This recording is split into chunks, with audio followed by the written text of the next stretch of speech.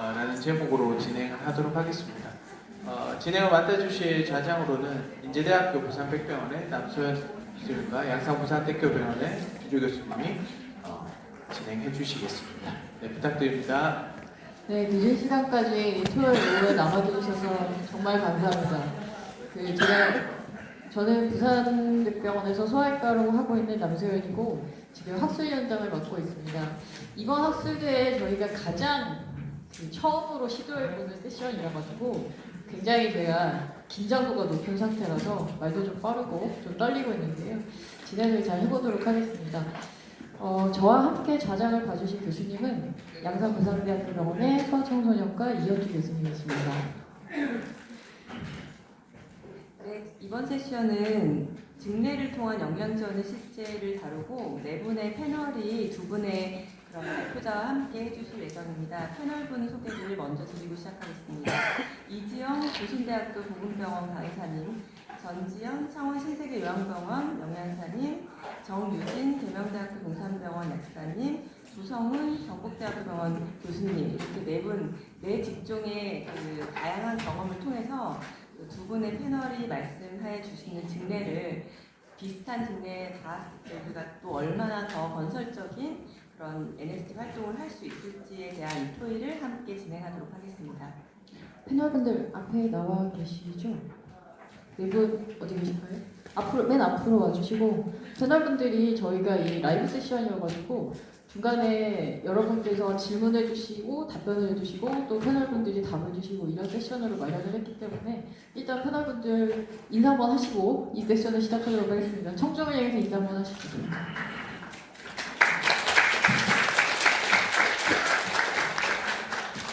예, 저희가 학술위원회에서 몇 개월 동안 두 개의 어려운 증례를 골랐습니다. 첫 번째 증례는 계명대 동산병원의 박찬희 교수님께서 발표를 해주실 예정이고, 제가 말씀드리건데 저희가 준비한 두 가지 케이스는 어려운 케이스여서 저희가 답을 찾아보자 하는 여정을 함께 선생님들하고 나눠보자고 하는 것이지, 이게 어떤 정답이 있어서 이걸 맞추고 이걸 틀리고 판단하는 그런 모탈리티 모비디 컨퍼런스 절대로 아닙니다. 그래서 그런 거에 대해서 전혀 마음의 부담을 안 가지셨으면 좋겠고, 선생님 저희 참여에 앞서기 위해 앱 화면 하나만 좀 꺼내주시겠습니까?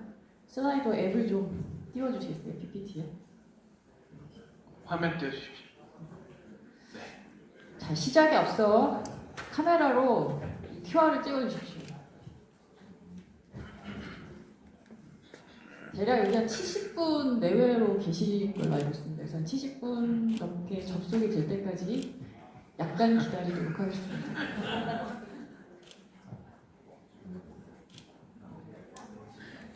혹시 접속이 어려우시거나 아직 좀 어려움이 있으시면 저희 테크니컬 파트들이 뒤에서 기다리고 있습니다.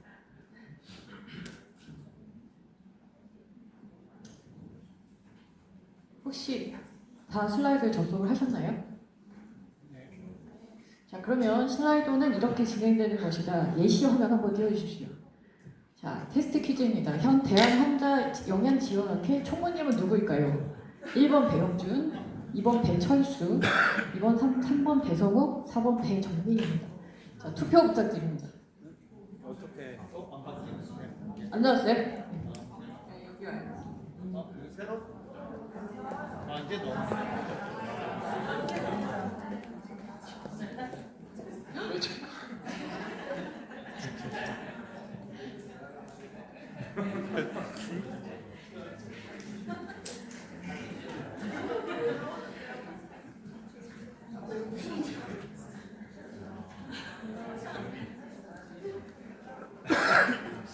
이게 좀 딜레이가 많은데 지금 58분 들어오셨거든요. 저희가 좀 더 되는 걸로 알고 있는데.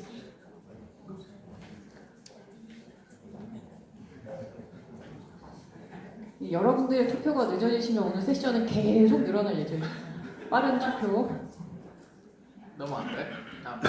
네, 그래서 이제 66분이 투표를 해주셨고 그 중에 뭐 몇 분이 이렇게 답을 하셨다. 자, 테스트 퀴즈 두 번째입니다. 오늘 학회 후 먹고 싶은 회식 종목은 이건 주간식입니다.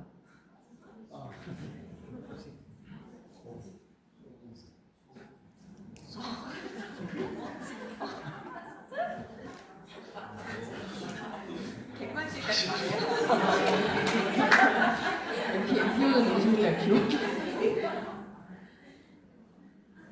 한우 특별 좋습니다.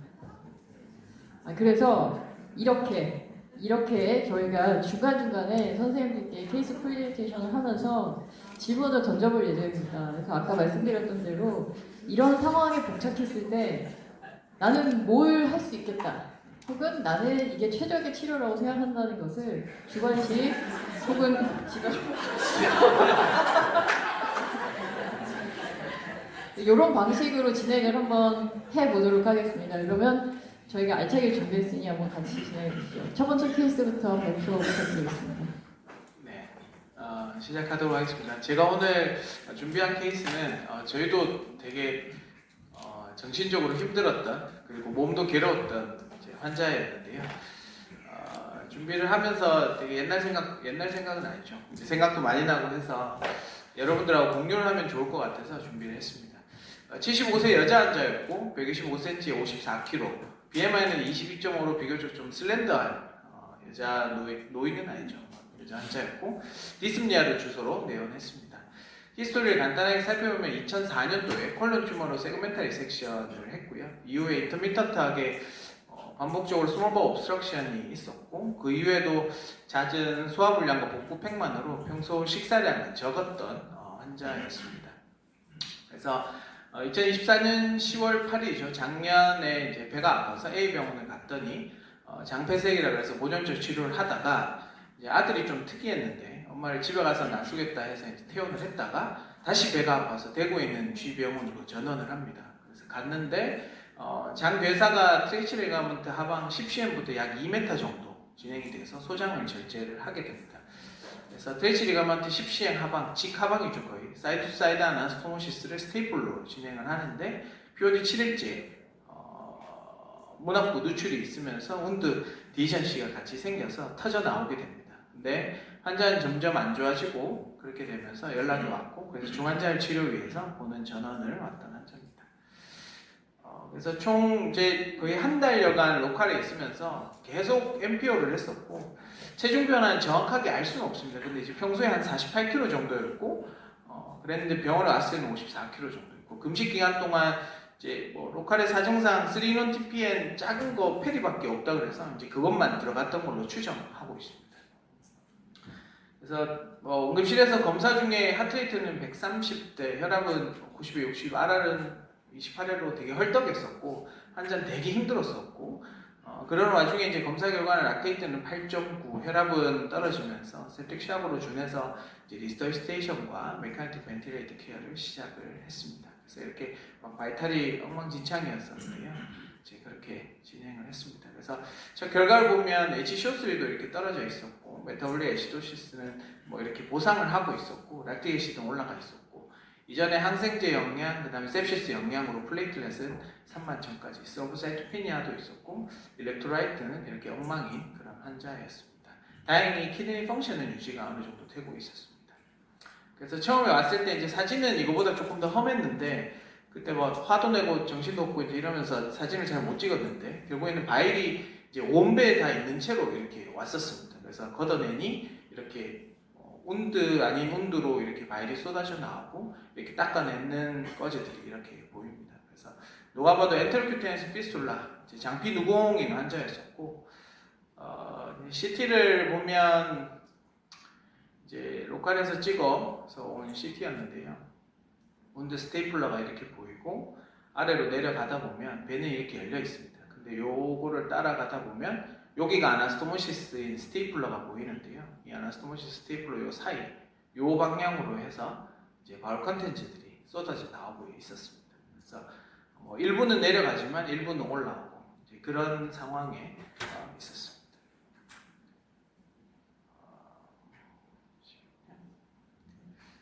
그래서 이전에 콜레스타이티스로 그쪽에서 PTGB도 같이 박아서 온 환자였었고, 그래서 엔테로큐테니스 피스툴라로 치료를 시작합니다. 그래서 어세스는 복강내 감염, 장피누공, 수술 부위 감염으로 폐혈증 쇼크로 진단을 했고, 와서 있는 검사들을 보면 박테리미아도 있었고, 펑게미아도 있었고, 뉴모니아도 있었고, 그런 이런 모든 인펙션들이 다 있는 그런 환자였었습니다. 그래서 보통 우리가 중환자실에서는 이렇게 이제 3페이지로 이렇게 나누는데요. 급성기, 안정기, 재활기로 나누는데 하나씩 살펴보겠습니다.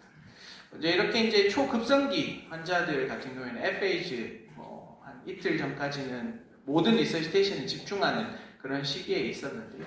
왔을 때 이렇게 바이탈이 흔들리고 바디웨이트는 리서시테이션으로 증가하고 여기는 안 나오지만 어쨌든 리서시테이션으로 몸무게가 증가하면서 물도 많이 들어갔고 노르에피네프린은 이니셜에 쓰던 것보다는 조금 테이퍼링이 되지만 어느 정도 계속 썼었고 그러면 이런 FH 환자에서 아까 물론 그 전에 이제 다른 교수님들도 많이 얘기를 하셨지만 급성기의 영양 공급은 어떻게 하는 게 이제 바람직하다 그렇게 생각하는지 한번 얘기를 해보면 좋을 것 같습니다. 근데 화면이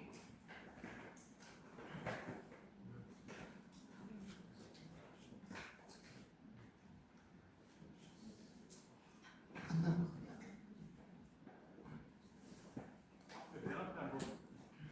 맨 앞에요? 제일 앞에 QR코드 말씀하시는 건가요?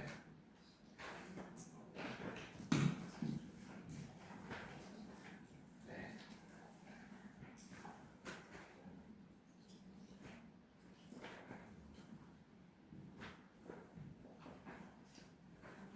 다음 페이지요? 네. 네?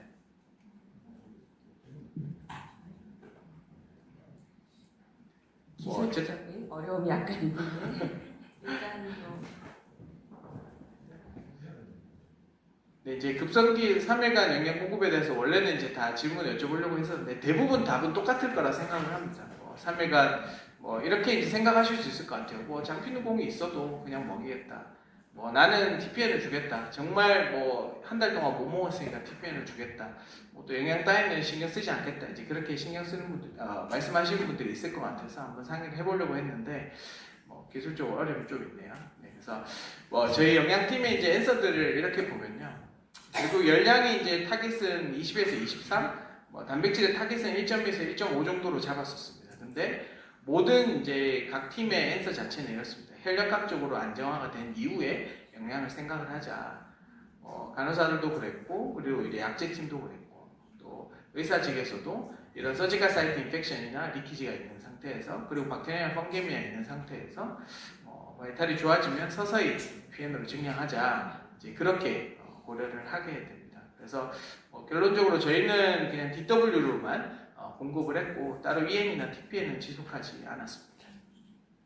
그래서 이제 3일째가 됩니다. 그래서 어떻게 하면 좋을까? 이 환자를 어떻게 하면 먹이고 어떻게 하면 낫게 할까? 이제 고민을 하기 시작을 합니다. 그래서 가지고 온 PTGBD를 이용을 해서 바일럭트로 넘기고 그거를 디오데렬 세컨 포션으로 거치를 하기 위해서 안지오방에 의뢰를 하죠. 그래서 영상의학과에서 이 PTGBD를 가지고 이 바이러트를 통해서 디오데렬 세컨 포션까지 이제 그렇게 넘깁니다. 그래서 최대한도로 엔테로큐테스 피스툴라 장피 누공으로 바일이 나오는 양을 줄이자, 그리고 판크라티 주스가 나오는 양을 줄이자 하고 그렇게 하기로 합니다. 그래서 보면 이제 3에서 7일째, 이제 9일째까지를 보면 어느 정도 리서시테이션이 되고 환자는 조금씩 안정을 찾아가는 것 같습니다. 네가티브 아요도 좀 걸리고요. 그 다음에 바스포레스 노레피네프린도 조금씩 테이퍼링이 되고요. 바디웨이트는 이게 쟤는 간호사마다 이게 좀 이제 그런 것들이 좀 달라서 잔소리를 해도 잘 안 되기는 하는데 이런 것들이 좀 잘 안 되기는 해도 어쨌든 아요나 이런 것들이 조금씩 안정을 찾아가기 시작을 합니다. 그래서 이제 POD 3일째가 됐습니다. 몸무게는 처음에 왔을 때 54kg에서 6kg 정도가 쪘었고 빌리루빈은 4.5로 좀 올라가 있었고 OTPT는 괜찮았고 비유크라틴도 괜찮았습니다. 근데 우리가 PTBD, 그러니까 디오데렬 세컨 포션까지 넘겨놓은 쪽으로는 300cc가 드레인이 되고 운드로는 한 400cc 정도의 바일이 나오게 됩니다. 그래서 이렇게 희미하게 나오는 그림으로 보면 이렇게 네가티브 프레셔 운드 세라피를 걸어놔서 일로 바일이 드레인 되도록 그렇게 만들어놨고요. 당시에 인펙션은 인터 업도미널 인펙션, 서지컬 사이트 인펙션도 있었고 박테리아미아, 펑게미아 그리고 뉴모니아까지 같이 있었던 상황이었습니다. 그래서 이제 두 번째 퀘션인데요. 프로즌 업더맨이라서 서지컬 제주노스토미는 하지는 않았었고 아나스토모시스가 완전히 이제 블로아웃 될 것을 이제 우려해서 NJ 튜브를 초기에 내시경을 통해서 인서션을 고려를 하지 않았었습니다. 그래서 먼저 첫 번째 질문입니다. 네.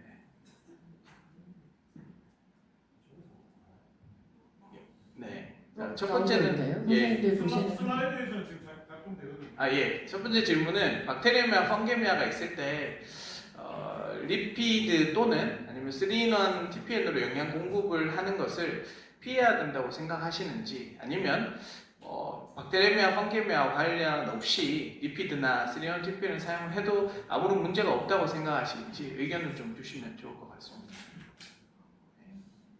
교수님 죄송한데 잠깐 껐다 한번 켜보도 돼요? 완전히요? 예, 완전히 껐다가 한번 볼게요.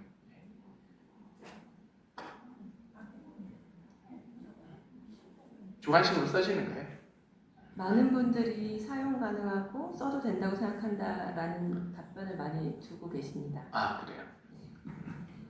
혹시 뭐 다양한 의견도 있으시면 조금 주관식이니까 밝혀주시면 좋겠고 혹시 QR이 안 되시면 다시 한번 조금 다시 띄워드리겠습니다. 혹시 쓰면 안 된다고 하시는 의견은 없는가요? 아직까지는 없었는데 아직까지 없다고요? 네. 네, 이제 떴네요. 상관없다, 써도 된다, 사용 가능, 아무 문제 없다. 7분밖에. 네. 지방산 필요, 사용 의견자, 적절한 학생제. 패널분들 의견. 네. 그러면은 네.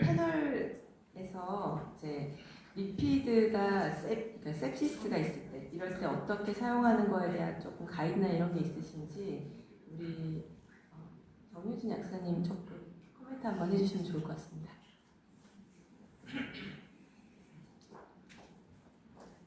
리피드 보류가 나왔습니다. 첫 번째.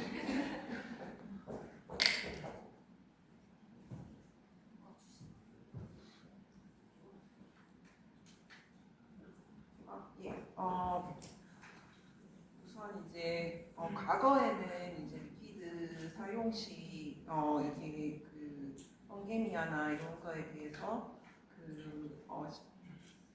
베이지가 될 수 있다는 의견들이 있었지만 이제 최근 변화는 이제 아무래도 이제 글루코스나 아니면 이제 그 라인 관리를 잘하는 거를 위주로 하라고 되어 있게 해가지고 이제 필수 지방산 결핍을 방지하기 위해서 리피드를 어느 정도 주는 것이 좋다는 게 최근 경험인 것 같고요.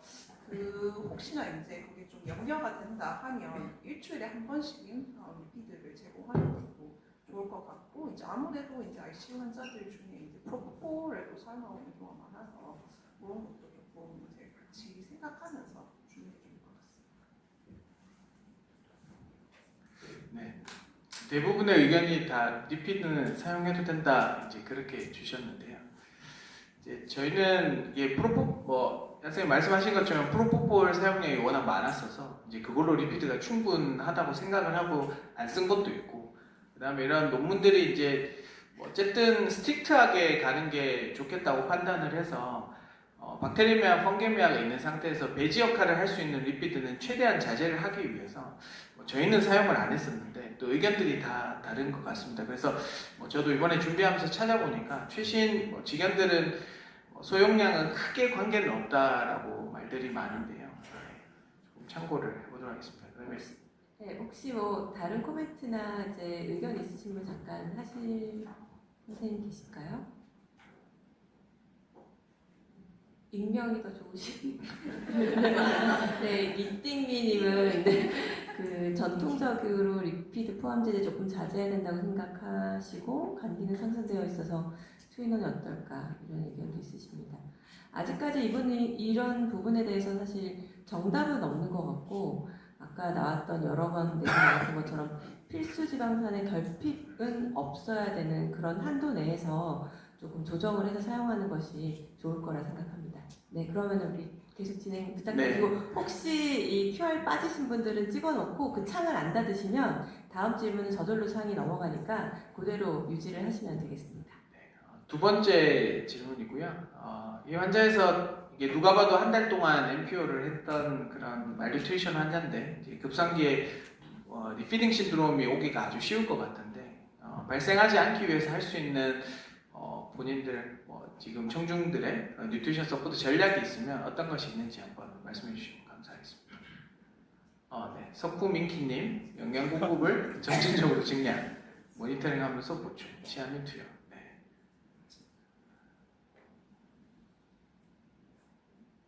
또 있을까요? 그렇죠. 네. 혹시 패널 분들 중에는 아니, 고신대학교 보건병원이 이지영 간호사고요. 저는 개인적으로 저희 병원에서 24년도에 저거랑 비슷한 피딩 신드롬으로 QI를 진행을 한 적이 있는데요. 저희는 이제 대상 환자분이 응급실을 통해서 들어온 LC 환자분이었고 그런 환자분들을 어쩔 수 없이 TPN을 진행 초기에 이니셜 칼로리를 TPN으로 공급할 수밖에 없어서 이제 리피딩이나 이런 부분에 대해서 거기가 리피딩 고위험군이기 때문에 저희가 이제 QI를 진행한 적이 있었는데 그래서 그때 저희가 이제 프로토콜을 진행할 때 리피딩의 고위험군이 왔을 때는 이제 WHO 사이아민을 200ml에서 이제 NIC나 뭐 권고 사항에 따라 다 다른 조금 용량이 조금씩 차이는 있지만 NIC 권고 사항에는 200에서 300ml까지 권고를 했었던 것 같고 그래서 200ml에서 저희 병원은 이제 프로토콜을 200ml를 5일간 사용하고 MVH를 이제 열흘 같이 병행해서 투여하는 걸로 이제 처방을 하고 그리고 프로토콜을 짤 때 이제 초기 이니셜 칼로리를 이제 하이퍼칼로리로 지정을 해서 초기 급성기 때는 이제 완전 환자가 리피딩의 고위험군이라고 생각했을 때는 10에서 10칼로리, 케이스당 10칼로리 정도 줬었던 것 같고 그리고 그 다음부터는 10에서 15 이런 식으로 해서 점진적으로 칼로리를 증량하면서 프로토콜을 짰었던 기억이 나거든요. 그러면서 같이 반드시 모니터링 해야 되는 건 포스포러스 레벨, 마그네슘, 칼륨이 이제 초기 이니셜에 응급실에서 왔을 때과 이제 어느 정도 환자가 이제 떨어지는지 감소가 있는지 그것도 주의 깊게 관찰하면서 저희가 칼로리 공급했었던 기억이 납니다. 그래서 참고하셨으면 좋겠습니다. 네, 아마 대부분 열량은 서서히 초기엔 적게 이제 그렇게를 하시는 것 같고요. 그래서 이 환자는 피딩을 하면 좋겠지만 이렇게 온도로 다 바일이 나오고 있는 상태에서 피딩을 못했었고 그래서 이제 저희는 보통 이제 프로토콜은 아니고 대부분 환자들은 이렇습니다. 여기서 이틀째 10% DW만 주고요. 이제 뭐 추가적으로 리서치테이션용으로 플라즈마 알부민을 주지만 들어가는 것들은 DW 제외하고는 프로포폴이 있겠죠. 그래서 최대한 적게 이제 열량을 시작하고 DM 있는 환자들은 5% DW부터 BST 컨트롤에 신경을 쓰고 있고 어느 정도 안정이 됐다고 하면 키드니 펑션 고려해서 이렇게 단백질을 추가로 주고 그 다음에 이 환자 같은 경우에는 저희가 생각했을 때는 이제 리피드를 안 주는 것이 좋다고 판단을 해서 이렇게 투인원 DPM부터 서서히 진행을 했었습니다. 그래서 이렇게 타겟 칼로리는 이렇게 빨간색 어퍼리밋과 로우밋으로 이렇게 지정을 했는데요. 20에서 23kcal 정도로 줬지만 실제로 준 것은 한참 못 미치는 이렇게 천천히 이렇게 증량을 했던 상황이었고 프로테인 역시도 3일째부터 줄기 시작을 해서 이렇게 천천히 뭐 이렇게 떨어진 날은 환자가 안 좋아서 또 리서시에이션 했던 그런 날이었습니다. 그래서 한 3주 정도의 시간이 또 흘러갑니다. 이제 중간에 트라케오스토미도 하고 뭐 이것저것 뭐 프로시저도 하고 라인들도 거의 한 3일에 한 번씩 바꾸고 이제 그렇게 진행을 하고 그러면 이제 이 사람을 드디어 먹여야 되겠다고 이제 생각을 하고 두 번째 프로시저로 넘어갑니다. 그래서 굵은 카테터로 바꾸면서 듀오데뇽 서드 포션으로 조금 더 밀어넣기 위해서 이제 인터벤션을 진행합니다. 그동안 하지 못했던 이유는 이 피스툴라 트랙이 완성되지 않은 상태에서 밸브를 보면 리스크가 좀 있기 때문에 어느 정도 시간이 지났다 카테터를 바꾸고 안정화된 시점에 아나스토모시스 주변으로 해서 이제 카테터를 옮겨놓고 그 다음에 이제 NJ 튜브를 넣습니다. 그래서 NJ 튜브를 내시경 하에 이렇게 끌고 들어가서 거의 문 앞부 디스탈에 가까운 곳에 사이드홀까지 뚫어가지고 드레인을 해놓습니다. 그래서 요 아나스토모시스 주변에 이렇게 카테터 두 개를 해놓으면서 바일과 판크레스 주스를 최대한 밖으로 빼면서 온도로 나오는 바일의 양을 줄이기 위해서 노력을 했습니다. 예. 리커버리 페이지에서는 어쨌든 환자가 계속 네거티브 IO가 걸리고 이 당시에는 재활을 진행을 하면서 환자를 케어를 했었고 그래서 25일째가 됩니다. 그래서 빌리루빈은 2점대였고 다행히 크레아틴은 어느 정도 유지가 됐는데 BUN은 40으로 다소 조금 높은 상태였고 몸무게는 50kg 근처였었고 그래도 PTB는 500cc가 나오는데 온드 드레인은 그래도 양이 좀 줄어서 한 100cc까지 바이올이 좀 줄었습니다. 근데 이 거의 4주가 될 때까지도 박테레미아는 계속 지속이 됐습니다. 거기다 인터럽트 인펙션과 서지컬 사이트 인펙션 그리고 뉴모니아까지 계속 지속은 되고 있었던 상황이었습니다.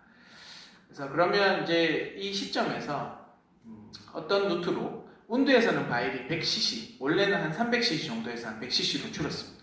근데 지금까지 25일 동안은 거의 TPN으로만 환자의 영양을 공급을 하고 있었는데요. 사실 고민을 좀 많이 했습니다. 한 100cc 같으면 온도가 조금 나빠질 거 감안하고 주는 게 좋지도 않을까라는 생각을 좀 했었는데요. 이 시점에서 어떤 루트로 영양을 공급하는 게 좀 좋다고 생각하시는지 한번 말씀을 해주시면 몇 분만 해주시면 좋을 것 같은데요. 4분이 쓰고 계시네요. 6분. 네. 뭐 결국 NJ 튜버. 네. 예. 예. 그렇죠. 네. 그래서 EN을 이제 할 수 있지 않을까라고 사실 생각을 하고 물에다가 인디고 카민을 믹스를 합니다. 그래서 좁았습니다. 좁았는데 온도로 그대로 나왔습니다. 그래서 포기를 하고 다시 TPN을 쓰기를 시작을 합니다. 그래서 온드 매니지는 네거티브 프레시 온드 세라피랑 소킹 드레싱 왔다 갔다 하루에도 2번씩 이제 그렇게 진행을 했었고 이제 그런 상황에서 이제 이렇게 TPN과 왔다 갔다 환자가 좀 안 좋아지면 또 TPN을 끊고 또 단백질은 충분히 주고 이렇게 하다 보니까 볼륨이 너무 많이 들어갑니다. 그래서 스페셜 TPN을 했습니다. 그래서 단백질을 한 kg당 1.5 이상씩 주기 위해서 스페셜 TPN을 하면서 그렇게 공급을 했었고요. 그래서 이제 안정기에 들어갔을 때 결국에는 이렇게 27일째, 29일째 요럴 때 칼로리랑 단백질이 어느 정도 이렇게 만족스러운 수준까지 이렇게 올라오게 됐었던 것 같습니다. 그래서 이렇게 이제 재활 환자 얼굴을 제가 못 가렸는데요. 이제 이렇게 재활을 하는 이런 재활기에 들어가게 됩니다. 그래서 자전거도 좀 타고요. 환자도 좀 서기도 하고 이제 이런 재활을 하면서 조금 더 칼로리와 단백질을 올려봐야지 하는 시점에 이제 드디어 바일이 안 나오기 시작을 합니다. 42일째에. 그래서 이 당시에는 빌리루빈은 1점대, BUN은 41로 조금 올라 있었고 이때 박테레미아가 음전이 되고 뉴모니아 포션도 거의 없어지게 됐던 것 같습니다. 그래서 장기적으로 이제 금식 환자한테서 TPN을 줬었고 이때부터 EN을 시작을 했었는데요. 그러면 이 한 40여일 동안 이런 추가적인 미량원소와 비타민의 공급을 다른 여타 병원에서는 어떤 루틴으로 하고 계신지 사실 그게 궁금해서 제가 질문을 추가해 봤습니다. 왜냐하면 이게 다 비보험인 경우도 있고 비용이 꽤 돼서 장기간 TPN을 하는 환자들한테서 어떻게 주고 있으신지 그냥 루틴 그 루틴을 제가 물어본 거였습니다. 루틴을 좀 알려주시면 좋을 것 같습니다. 예를 들면 그렇죠. 예, 이렇게 좀 자세하게 MVH 그렇죠. 아다벤이 이제 비보험이라 가지고 한 앰플에 3만 원인가요? 2만 원인가요? 이제 그래서 그거를 최소 주 2회 매일 비타민은 매일 미량원성 최소 주 2회 마음으로 마음 그렇죠. 그러면 이 아다벤이랑 이런 이제 미량 원소들을 그 PN에 섞어 주시는지 아니면 사이드로 또 따로 가시는지도 경험 있으시면 좀 올려주시면 좋을 것 같습니다. 저희는 섞어 주기는 하는데요. PN이 이제 다 들어가야지 이 아까운 아다벤이 한 방울이라나. 그렇죠. 예. 그래서 다 드리긴 하는데 결국 이제 하루 권장량의 아다벤 지금 이제 그 메인 스폰서인 저 까비가 그 아다벤이 이제 하루 권장량이 딱 맞는데 이게 비보험이니까 이제 40일 동안 비보험을 이제 매일 쓰기가 사실은 좀 사실 미안한 건 아니지만 좀 부담이 좀 됐었던 것 같습니다. 그래서 생각나면 주고 또 그다음에 또 이런 말은 또 우리 간호사들한테 미안하지만 이제 환자가 박테리미아가 계속 안 없어지고 라인 인펙션이 있으니까 오른쪽 인터널 주굴라, 왼쪽 인터널 주굴라, 오른쪽 PICC, 왼쪽 PICC, 오른쪽 페모랄, 왼쪽 페모랄을 거의 한 4일에 한 번씩 바꿨던 것 같습니다. 인펙션이 있을 거라 생각. A라인도 계속 바꿔요. 이제 그러다 보니까 이 믹스하고 이런 것들이 뭔가 이제 뭐 그러면 안 되지만 이제 뭔가 인펙션의 소스가 되지 않을까 이제 그런 생각들을 좀 매일 해서 이제 딱 제형이 정해져 있는 것 외에는 믹스를 하는 것이 뭔가 좀 걱정이 많이 됐던 것 같습니다. 그래서 좀 저희가 미량원서를 찾아봤더니 거의 한 주 1회 이렇게밖에 못 줬더라고요. 그래서 이제는 조금 매일 주려고 노력은 하고 있는데 경제적 상황이 어쨌든 되게 좀 적은 것 같고 또 MVH는 또 믹스를 하면 색깔이 좀 약간 누런색으로 좀 지저분하게 변하고 또 어떤 사람은 알러지가 있고 이래서 좀 못 줬던 것 같아서 그러면 혹시 미량원서는 ICU에서 매일 주고 있다고 하시는 분 혹시 손 한번? 없네요. 네. 그러니까 매일은 사실 줘야 된다고 우리가 다 알고 있지만 매일은 못 주고. 그러면은 지금 메일은 없으시고 주 3회 이상 준다 한번 손 들어보시죠. 네, 3팀 정도, 4팀. 주 2회, 주 1회. 거의 주 2회 정도로 타협을 많이 보시는 것 같아요. 네. 근데 이제 원래는 정해져 있는 것은 미량원서는 어쨌든 아다벤으로 따졌을 때 하루 권장량이니까요. 매일 주는 것이 어쨌든 정해져 있는 가이드라인에 맞는 그런 거고 MVH 같은 경우에도 한 앰플을 다 주면 너무 많고요.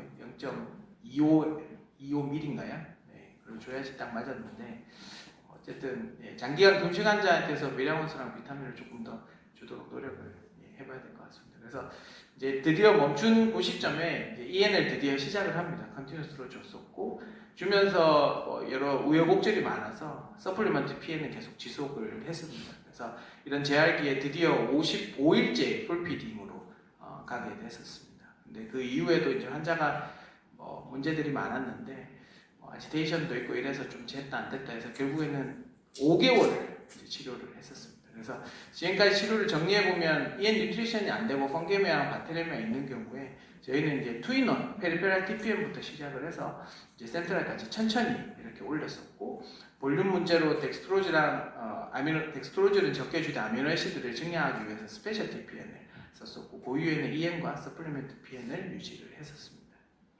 그래서 운드는 이렇게 바일이 흘러나올 때는 이렇게 컨티뉴스로 네거티브 프레셔 운드 세라피와 또 소킹 드레싱을 반복을 했었고 벤텔 두유닌과 재활을 같이 병행을 했습니다. 그래서 팁이라면 팁인데요. 프록시말 제주날 리키지 치료 팁을 좀 드리자면 피스투라 트랙으로 나오는 아웃풋을 줄이기 위해서 어쨌든 PTGBD나 또는 PTBD를 이용을 해서 밖으로 드레인을 하면 좋은 결과를 좀 얻을 수 있었던 것 같고 그 이후에 어느 정도 피스투라 트랙이 생기고 나면 리키지 하방으로 옮기고 또 내시경을 이용해서 L튜브로 멀티홀을 뚫어서 리키지 사이트 주변에 위치를 시키고 또 운드는 소킹 드레싱과 네거티브 프레셔 운드 세라피를 적절히 번갈아 가면서 조금씩 클로저를 시행을 하는 것을 추천드리겠습니다.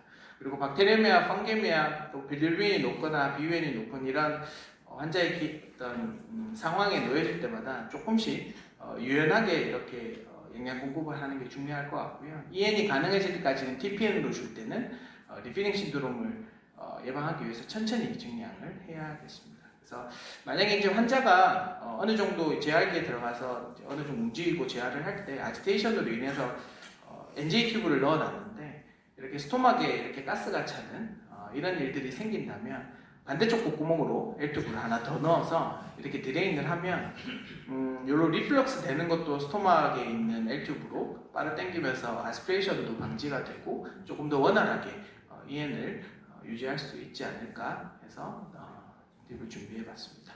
제가 발표한 것은 이상입니다. 감사합니다.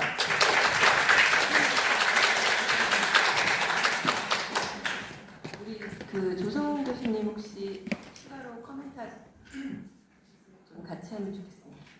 저 경북대 병원의 외상외과 임하고 있는 조성호입니다.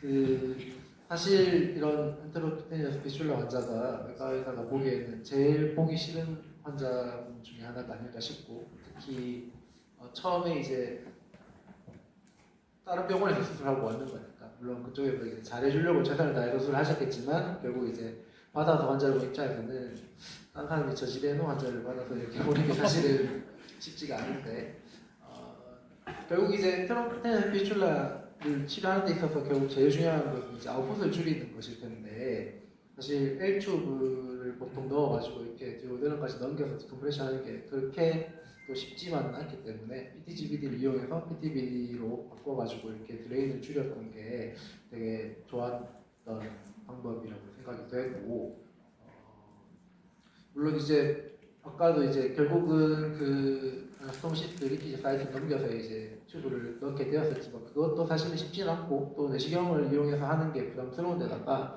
막상 그게 해보면 분명히 내시경으로 보고 넣었는데 내시경 나오면서 또 딸려 나오고 그런 경우가 되게 많아가지고 사실 저희도 NJ 튜브를 몇 번 넣었었는데 제대로 들어간 경우가 잘 없더라고요. 그래서 어쨌든 그런 게 있고, 다만 이제 한 가지 이제 그냥 보통 넣는 레드 튜브를 그냥 넘겨놨던 것 같은데 네, 그 L튜브로 했습니다.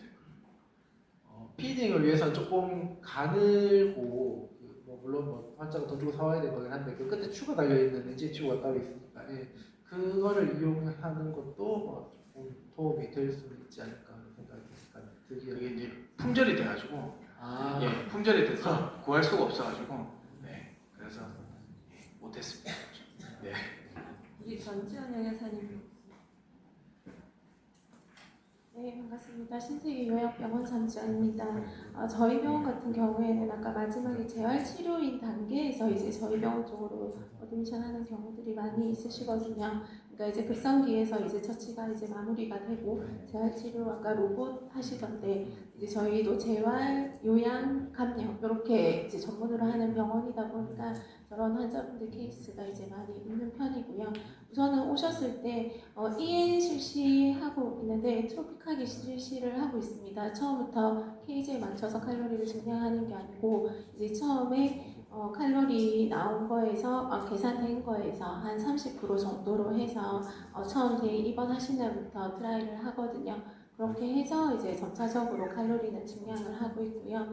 그리고 이제 모니터링을 지속적으로 하고 있는데 저희 같은 경우에는 환자분들 가장 큰 특징이 체중 감소 부분이 가장 큰 문제가 되고요. 우선 재활 치료를 받는 분들 같은 경우에는 크게 체중 감소가 많이 없는 편이기는 한데 특히나 와상이나 이런 분들 같은 경우에는 근손실이 많고 그래서 체중 감소가 이제 어드미션 하셔서 보통 2개월 이내에 체중이 10% 이상 이렇게 감소가 되는 경우에는 저희가 지속적으로 모니터링을 하고 이행 양을 늘리고 이런 식으로 칼로리를 증량을 하고 이렇게 관리를 하고 있습니다.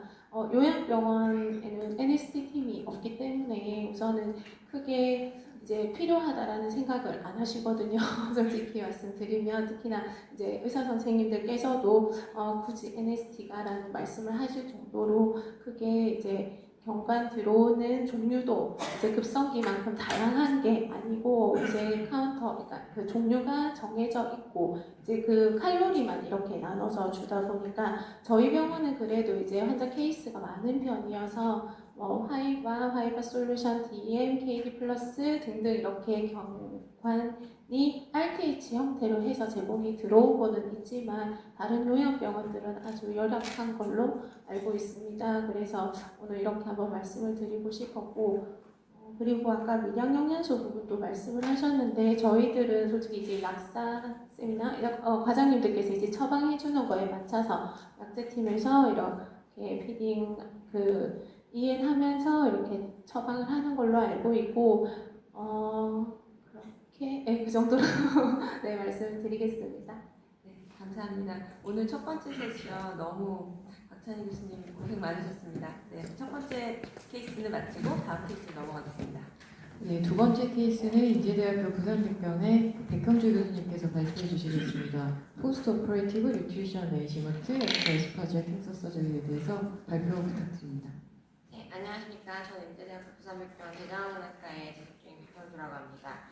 이 환자는 이제 사실 제가 수술한 환자는 제 환자는 아니고 저희 LS팀에서 병원에서 굉장히 장기간 같이 상의를 했던 환자고 사실은 아직도 환자가 ICU에서 치료 중입니다. 그래서 조금 같이 봐주시면 좋을 것 같아서 케이스를 준비하게 되었습니다. 환자는 74세 남자로 키 몸무게는 171cm에 90kg에 가까운 약간 오비스한 환자였고 아이디얼 바디웨이트는 64.7kg, 어저스트 바디웨이트는 71kg였고 기저질환으로는 하이퍼텐션 DM이 있었고 리버시비시스가 차일드 클래스 A 정도로 있었던 환자였습니다. 이니셜의 수술 전 랩에서는 WBC와 HB 플레이트에 다 특이한 특이 소견 없었고 플레이트let이 약간 감소한 소견이 있었습니다. 그리고 보시다시피 HB 헤모글로빈 A1C가 약간 상승된 소견을 관찰할 수 있었습니다.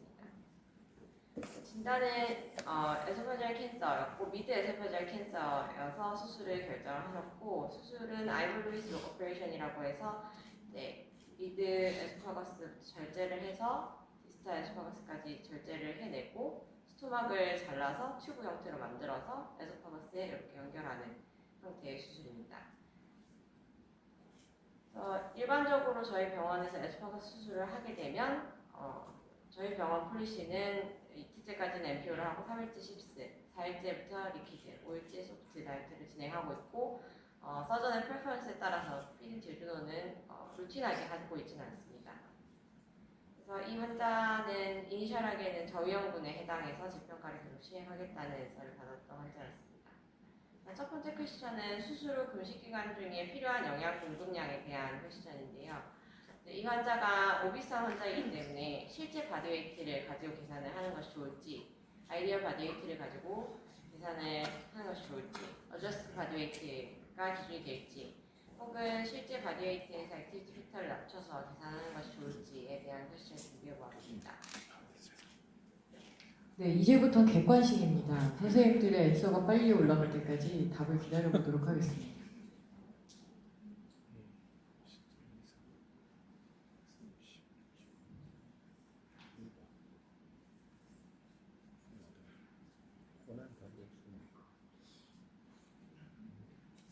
기타 없어요.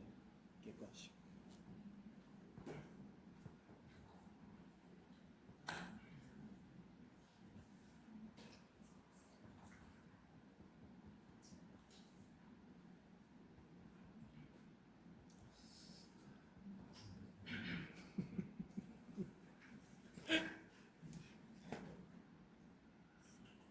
한 50분 정도 답을 주셨는데 절반 정도 선생님들은 조정 체중 71kg에 표준 열량 25칼로리를 준다. 그리고 서지컬 스트레스 팩터가 있으니까 1.2를 곱한 그에 답을 가장 많이 주셨습니다.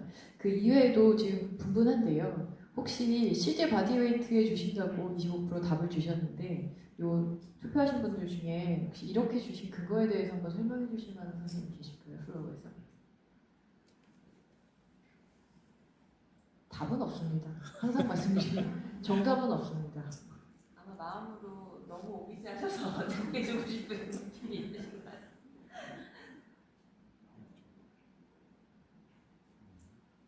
그러면 선생님들의 의견은 이 정도로 듣고 혹시 패널분들 중에서 패널 어세스먼트에 대해서 어떻게 실제로 어세스를 하시는지에 대해서 한번 설명을 해주시면 좋을 것 같습니다. 네, 고신대 보건병원의 이정 간호사고요. 제가 먼저 말씀드리면 저희 병원 같은 경우는 BMI 30 이상의 모비드 오비시티 환자분들 같은 경우에는 이제 제가 지금 SK인지 ESPN인지 가이드라인이 정확히 기억이 나진 않는데 일단 중환자가 아니기 때문에 이런 환자 같은 경우는 조정 체중을 기준으로 해서 Kg당 25에서 30을 이제 걸으실 수 있고 먹으실 수 있는 상황에서는 저희는 이제 그렇게 계산을 해서 드리고 있습니다.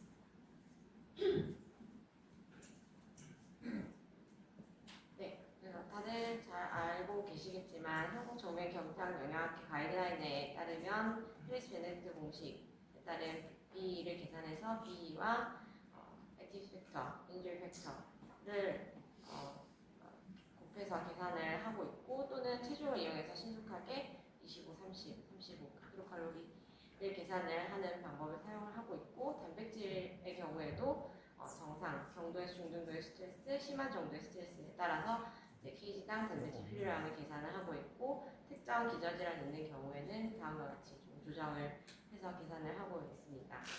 그래서 저희 병원 NST에서는 이제 해리스 베네디트 공식에다가 1.2 액티비티 팩터 1.2를 곱해서 1688kcal를 계산을 하였고 조정 체중을 사용해서 계산을 하였습니다.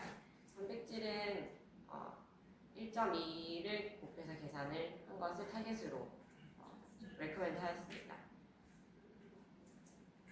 첫 번째 이벤트는 이제 환자가 POD 4일째에 리키지가 의심이 되면서 레스피레이터리 디스트레스가 온 상황이 있었습니다. 그래서 바이탈은 BP는 괜찮은데 RR이 타키니아가 발생하면서 27회 그리고 하이플로우를 FRT 0.9에 60m까지 달았지만 지속적인 디세츄레이션을 보이면서 ABJ상에서 PO2 52밖에 체크되지 않는 상황이어서 인투베이션을 결정을 하였고 인투베이션 하고 나서 시크리션은 바이튼스였고 체스트 튜브가 약간 터비드해서 거기서 이제 플루이드 아밀라이드 라이페이즈를 나갔는데 상승된 소견으로 아나스토모시스 리키지를 의심할 수 있는 상황이었습니다.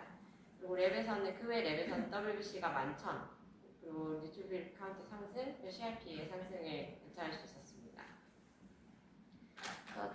다음 퀘스천은 중환자실 입실 직후에 5일간 영양 공급량을 어떻게 조절할지에 대한 퀘스천입니다.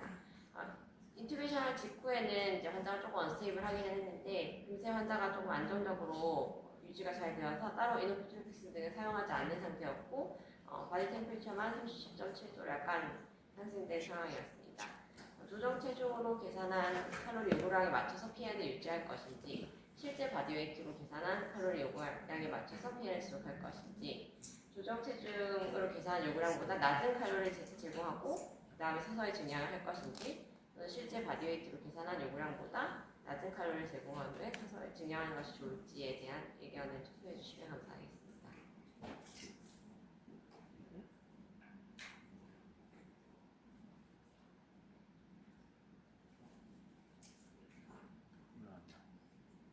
뭔가 이렇게 보기가 좀 많이 어려운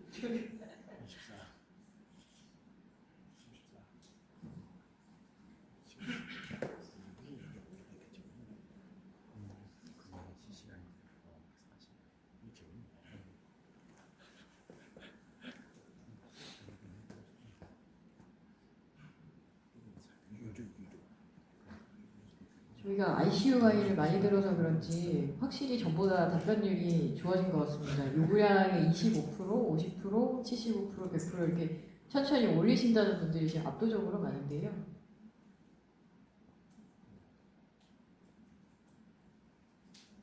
제가 궁금한 건 여기에서도 조정 체중을 쓸 것이냐 아니면 실제 체중을 쓸 것이냐가 좀 고민이 될 것 같은데 여기에서도 액추얼 바디웨이트를 쓰면 되는 걸까요, 선생님? 뭐 패널분도 좋고 아니면 플로우에서 답을 좀 주시면 좋겠습니다.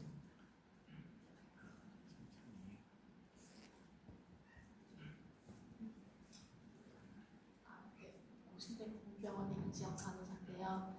저희는 BMI가 30이 넘는 환자분이 있어서 이제 이런 환자분에 있어서는 초기 이니셜 칼로리는 ICU 입시하고 5일 이내 이런 초기 칼로리인 경우에 칼로리보다는 이제 프로틴을 좀 많이 집중해서 주는 편이어서 실제 체중이 10에서 14kcal를 가이드라인에 내주라고 제시가 되어 있더라고요. 그래서 거기에 포커싱하고 프로틴을 아이디얼 바디웨이트의 kg당 2.0을 주라고 되어 있어서 프로틴에 좀 집중해서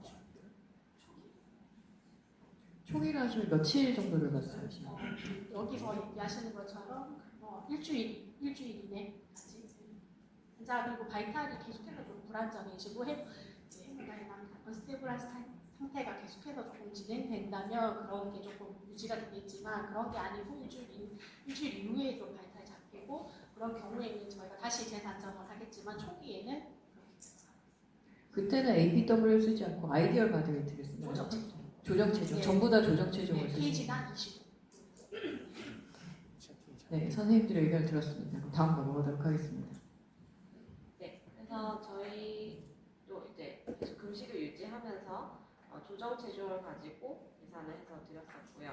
아까 단백질 이제 조금 올려서 준다고 말씀을 하셨었는데 저희는 일단 레코멘데이션은 그대로 1.2를 계산해서 주라고 레코멘데이션 주셨었습니다. 17일째 이제 조금 안정화되어서 EGD를 댄사이드 EGD를 했었는데 왼쪽 사진에 보시다시피 이제 스태플 라인에 멀서레이션을 동반한 리키지 의심 소견이 있어서 18일째 커버드 스텐트를 삽입을 하였습니다. 그리고 환자가 조금 이제 19일째 안정적이라고 판단을 하셨던 것 같고 랩도 실제로 WBC와 CRP가 많이 호전되었고 앱세스가 있던 것을 PCD 인설션을 해서 드레인을 해서 호전이 된 상태라고 판단하셔서 익스튜베이션을 트라이를 하셨던 것 같습니다. 그런데 직후에 CO2가 71까지 디텐션되는 소견이 있어서 바로 리인튜베이션을 부득이하게 되었습니다. 그래서 벤틸레이터 위닝이 지속적으로 어렵고 트라케오스토미까지 하게 되었고 인펙션이 계속 조금 컨트롤이 아주 이펙티브하게 되지는 않았던 것 같고 뉴트리션 TPN을 유지하는 상황이었습니다. 이런 환자에서 지금 현재 상황에서 다음 스텝으로 뉴트리션 서포트를 어떻게 할지에 대한 퀘션인데요. 스텐트를 이미 삽입을 했기 때문에 레빈 피딩을 하는 게 좋을지 혹은 다시 피딩 제조를 만들기 위해서 수술방으로 환자를 데리고 들어갈지 혹은 MPO TPN을 계속 유지하는 것이 좋을지에 대한 의견 부탁드립니다. 실제로 이때가 환자가 한 6주 정도 MPO가 된 상황이었습니다. 그래서 6주를 이제 굶긴 상황인데 이 다음에 어떻게 할까가 이제 저희의 고민이었습니다. 궁금한 건 이 환자는 그러면 이제 스토막을 트랜스로테이션을 해서 네. 이제 뭐 다이아프램 레벨이 파이로스랑 비슷하게 되어 있는 건가 아니면은 다이아프램 밑에도 스토막이 많이 남아 있는 걸까요? 제가 이야기로는 거의 다이프라մ 위쪽에 스토막이 있는 것으로 저는 그런데 이해를. 다이아프램 레벨 조금 아래는 파이로스로 들어가서 네, 거의 아마 스톨바 피딩이 예, 되니까. 예.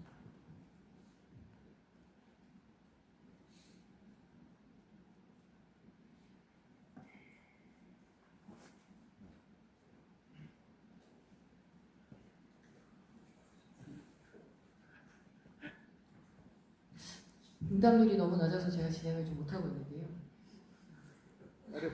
어려워. 답이 어려운가요? 아, 주관식이 있었습니다. 제3의 답변이 있을 수 그래서 일단은 가장 많은 분들이 스텐트가 있으니 LTV 피딩을 한다라고 답을 주셨는데 제가 이 대목에서 어포지 하시는 교수님께 한번 질문을 드리고 있습니다. 저기 민재석 선생님이 눈에 갑자기 들어왔는데 교수님은 어떤 옵션을 제 목소리 다 들리시죠? 네. 예, 위암 수술하는 외과 교수 민재석입니다. 저는 1번에 투표했고요. 예, 2번 하면 안전하고 좋죠. 근데 피딩 제조를 하려면 전신 마취해야 되잖아요. 예, 그 리스크 때문에 그냥 1번을 선택했습니다. 혹시 다른 의견 네, 있으세요? 엎어지 하는 분 중에 다른 의견 있으세요? 다른 의견 있으세요? 2번? 저는 2번을 선택했습니다. 왜 2번을 선택했냐면 그 포린바디 리액션이 분명히 L2를 하는 게 있을 것 같고 그것 때문에 운드가 더 힐링하는데 지장을 더 초래할 것 같고요. 그 다음에 두 번째로는 이 환자가 이제 뉴모니아가 있어서 ARDS가 있는 것 같아요. 그래서 빠른 시간 내에 피딩을 하고 플루이드를 끊었으면 좋겠거든요. 빨리. 그래야 이제 좀 더 빨리 디스차지를 할 수 있지 않겠나 하는 생각에서 이번 네, 최현준 교수님. 최근에는 저렇게 하더라고요. 답변 드리면 피딩 제조를 하고 이 백흉은 이 뭔가요? 엔도스코피 백흉을 그 네거티브 프레셔 백흉을 거는 거죠. 그러니까 엔도스코피 리키지 사이트에 거기 백흉을 아까 운드 앞에 케이스에서 백흉 걸었었잖아요. 운드에 그런 식으로 엔도스코프로 안쪽으로 해서 백흉을 걸고 피딩 제조를 해서 피딩을 하는 거죠. 가장 현명한 일어난 김에 아까 몇 가지 말씀드렸죠. 그 환자 멘탈이 지금 어때요? 이 스텐트가 있으면 이백품도 효과적이긴 한데 스텐트 있으면 환자가 바로 먹을 수 있거든요. 다음 날부터. 예, 그리고 우리가 스텐트를 하는 것도 예. 있습니다. 근데 우리가 그 스텐트를 믿어야 됩니다. 그 스텐트를 넣어오면서 피딩을 오랄로 하면 온도로 안 들어간다는 릭 사이트로 안 들어간다는 커브드 스텐트의 그 피커시를 믿어야 되고요. 저는 1박도 해봤는데 환자들은 훨씬 당연히 커브드 스텐트를 넣어놓고 그 다음날부터 바로 리퀴드 먹을 수 있으니까 환자 입장에서는 훨씬 더 좋죠. 에바 가면은 저도 해봤는데 거의 한 달 동안 못 먹거든요. 자, 그거는 이제 그쪽 배시경 쌤이 잘 하시면. 김영훈 쌤. 제가 포워드 스탠트를 하고 나중에 빼서 내 시험실에 쫓아가서 그 뺀 허버드 스탠트를 봤더니 구멍이 여러 개나 있어요. 완벽하지 않습니다. 그래서 사실 믿을 수 없고 제일 안전한 걸 선택해 주는데 환자 컨디션 때문에 이제 민재석 쌤 계속 얘기하시지만 저 정도는 우리 마취까지 잘 봐줍니다. 사실 저건 두려워할 게 아닌 것 같아요. 활발한 토론 감사합니다. 넘어가 볼까요? 네, 저희는 일단 스탠트로 레벨2 피딩을 진행을 했었습니다. 다음은 이제 이해는 어떻게 시작할지에 대한 내용인데요. 컨티뉴어스 피딩과 인터미턴트 피딩 그리고 질환에 따른 질환별 경장 영향할지 표준 경장 영향할지 파이버 프리와 고단백 또 고단백 경장에 대한 보기를 제시해 보았습니다. 보기가 많아서 죄송합니다. 신기능은 괜찮나요? 네, 신기는 괜찮습니다. 당뇨는 당뇨가 있습니다. 당뇨가 있습니다. 네.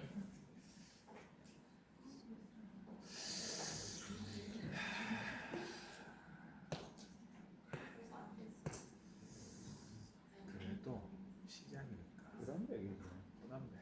남자는 여자는.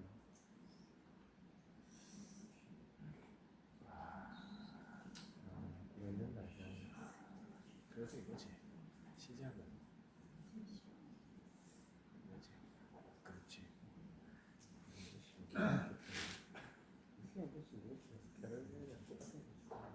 아니지. 6kg 이제 60g 잡힌대. 60g. 굉장히 보기가 많아가지고 노안이어서 잘 안 보입니다. 지금. 그 제재에 대해서 제가 이 답가지를 만들 때 제가 영양사 선생님들한테 좀 설명을 부탁드렸거든요. 여기에 일단 첫 번째 여쭤보고 싶은 거는 환자가 지금 원스테이블 할 때 컨티뉴어스를 할 거냐 인터미턴트를 할 거냐를 저희가 정해야 되는데 제가 즉흥적으로 한번 여쭤보겠습니다. 컨티뉴어스 피딩이 낫다라고 생각하시는 분 손 한번 들어주십시오. 네, 감사합니다. 인터미턴트가 낫겠다. 500칼로리 따위야. 인터미턴트로 생각이 낫겠다라고 생각하시는 분도 한번 손 들어주십시오. 아무도 안 들어주시네요. 그렇다면 이렇게 언스테이블한 환자에서 EN을 시작할 때 저희가 컨티뉴어스 피딩을 하는 건 맞다고 생각하는데요. 이 환자에게서 사실 EN의 제재 옵션이 굉장히 많았습니다. 뭐 환자가 그냥 단순하게 당뇨가 있으니까 나는 뉴케어 당뇨를 줄 거야 라고 생각하시는 분들도 있을 것이고 혹은 그 인텐시브 프로테인이 좀 더 많은 게 필요할 거다라고 해서 선택하시는 분들이 있었을 건데 여기에 대해서 우리 영양사 선생님들 코멘트를 좀 부탁드리겠습니다. 사실 EN 제제를 고를 때 의사들이 처방을 내기가 굉장히 어렵기 때문에 항상 NS에 의존을 하거든요. 영양사 선생님들 중에서 답변을 좀 부탁드리겠습니다.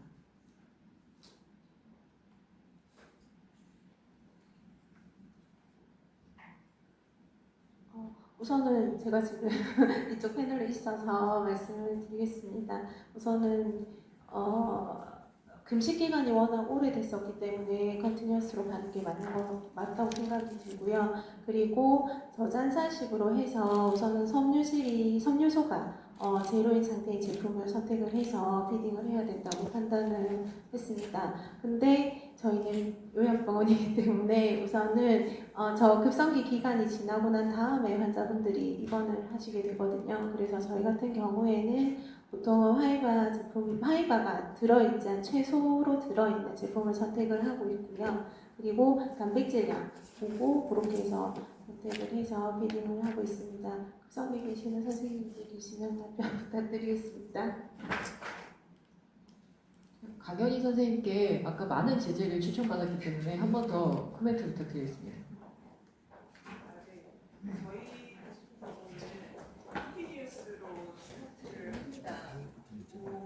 환자가 처음 시작하는 섬유소가 장에 그렇게 좋은 게 아닌 경우도 있어가지고 섬유소가 없는 프리 제품을 쓰고요.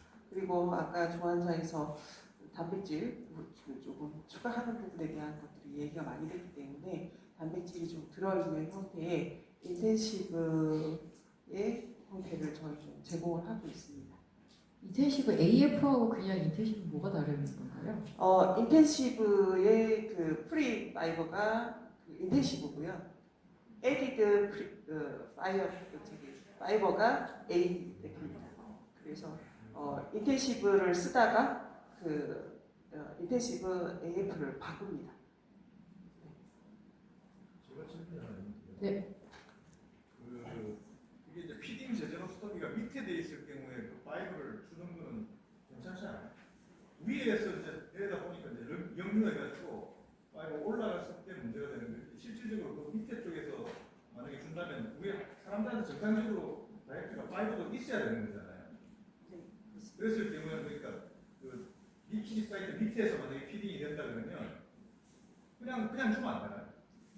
환자의 상태에 따라서 좀 다를 수 있는데 이스케미아가 있거나 하면은 선수가 오히려 더 네크로시스를 유발한다라는 보고가 있기 때문에 처음에 환자 상태가 안 좋은 상태에서는 저희가 되도록이면 파이브를 빼고 제공하는 방향으로 가고 있습니다. 그럼 제가 하나 더 궁금한데요. 만약에 저희가 지금은 L2로 피딩을 하는데요. 이걸 피딩 기준으로 만들었다면 혹시 제재의 선택이 달라질까요? 똑같다라고 보시면 어떠실까 합니다. 네, 넘어가겠습니다. 네, 그래서 저희 병원에서는 저잔사 일반 교면식으로 시작을 했었습니다. 그리고 서플멘터리 PN을 같이 위너프와 에이나민으로 같이 드렸던 케이스였습니다. 그래서 처음에는 이제 600으로 기준으로 해서 시작을 해서 1600kcal까지 드리면서 에이나민만 유지를 하는 상태까지 진행이 되었습니다. 그리고 세 번째 이벤트는 트라키오스톰을 가지고 있으면서 오랄 피딩을 트라이를 했었는데요. POD 70일째 체스트 튜브를 리무브를 하고 당뇨 위절제 수업 다이어트를 진행을 했었는데 환자가 잘 먹지 못하고 앵커버도 추가 드렸는데 잘 먹지 못하고 위너프를 계속 736에서 1086을 계속 왔다 갔다 하면서 보조를 해드리고 있었고 알면시들을 계속 유지하고 있습니다. POD 122일째 사례가 걸리면서 디스트레이션 발생해서 룸웨어로 지내는 환자를 하이프로를 어플라이 하게 되었고 환자의 이때 당시의 바디웨이트를 휠체어를 사용해서 바디웨이트 체크했었는데 86.9kg로 이니셜에 비해서 많이 감소하진 않은 상태였습니다. 그래서 이런 환자를 이제 앞으로 어떻게 계속 보조를 해야 할지에 대한 퀘션인데요. 다까지 한번 봐주시면 좋겠습니다.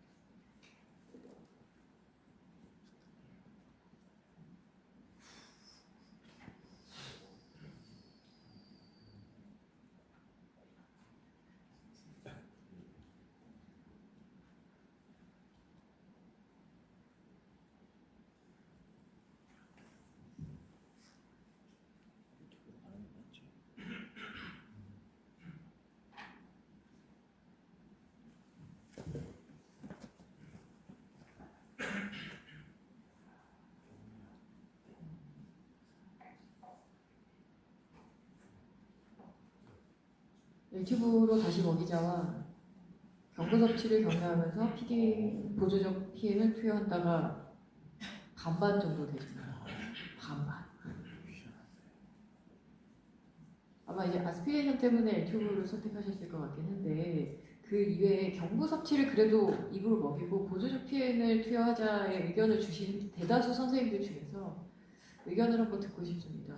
사실 이 환자가 지금 거의 한 4달이 넘게 입원해 계시고 영 현찮게 계시는데요. 어찌하면 좋을까요? 이제 이럴 때가 NST가 가장 괴로운 것 같습니다. 환자는 크게 호전이 없고 또 웨이트도 지금 이렇게 고생을 하셨는데도 3kg 정도밖에 차이가 없는 거 보면 저희가 뉴트리션을 아주 못한 것 같지는 않은데 환자가 계속 비실비실하죠. 비실비실하면 이때 어떤 디시전을 해야 될까가 사실 가장 큰 고민입니다. 그리고 이게 마지막 질문입니다. 이게 마지막 질문입니다. 네. 또 유추해서 결론적으로 다시 한번 복기를 해보면 결국은 L2가 아스피레이션 뉴모니아를 만졌을 가능성이 많거든요. 그래서 다시 또 복기를 해도 저는 피딩 제대로 갔을 거예요. 다시 복기를 하라고 하니 한번 복기를 해보면 결국 이제 런이 안 좋은 환자를 L2를 꼽아가지고 피딩을 한다는 것 자체가 너무 호흡이 크다는 거예요. 제 생각은 혹시 조성우 교수님 의견 어떠세요?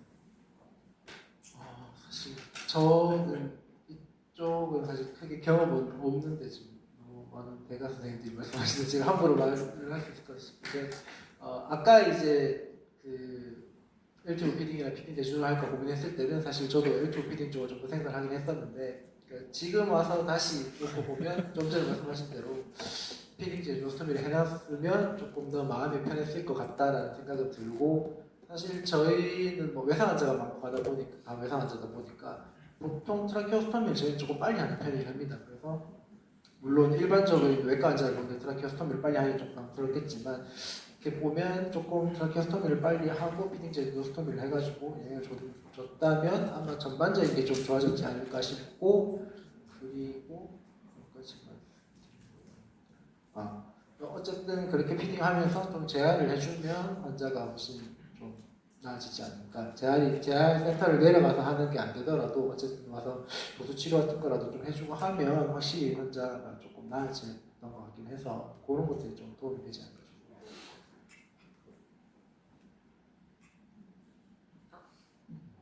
이제 끝입니다. 발표해주신 의견님 감사합니다.